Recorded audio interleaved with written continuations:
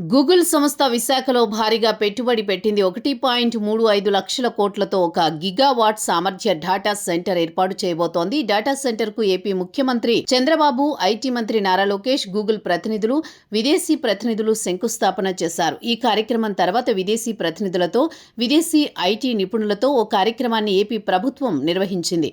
ఎక్కడో ఉన్న అమెరికాలో గూగుల్ సంస్థ ప్రతినిధులతో మాట్లాడి వారికి విశాఖలో ఉన్న అనుకూలతలను వివరించింది.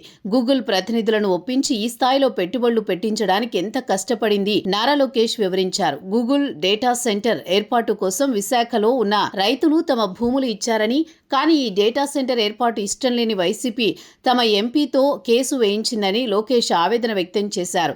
లోకేష్ ఈ వేదిక మీద మాట్లాడుతూ మరో సంచలన వ్యాఖ్య చేశారు. తమ పార్టీ పేరు చెబితే గూగుల్ గుర్తుకొస్తుందని, తన విధానం కూడా అభివృద్ధి అని, అందువల్లే గూగుల్ లాంటి కంపెనీలు పెట్టుబడులు పెట్టడానికి ఆంధ్రప్రదేశ్ రాష్ట్రానికి వస్తున్నాయని లోకేష్ వివరించారు.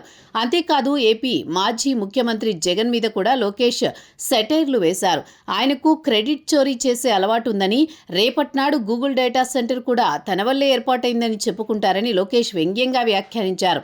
జగన్ పార్టీ కార్యకర్తలు ఇప్పటికైనా బుద్ధి తెచ్చుకోవాలని, ఏపీ రాష్ట్రంలో జరుగుతున్న అభివృద్ధికి అడ్డుపడకూడదని లోకేష్ సూచించారు.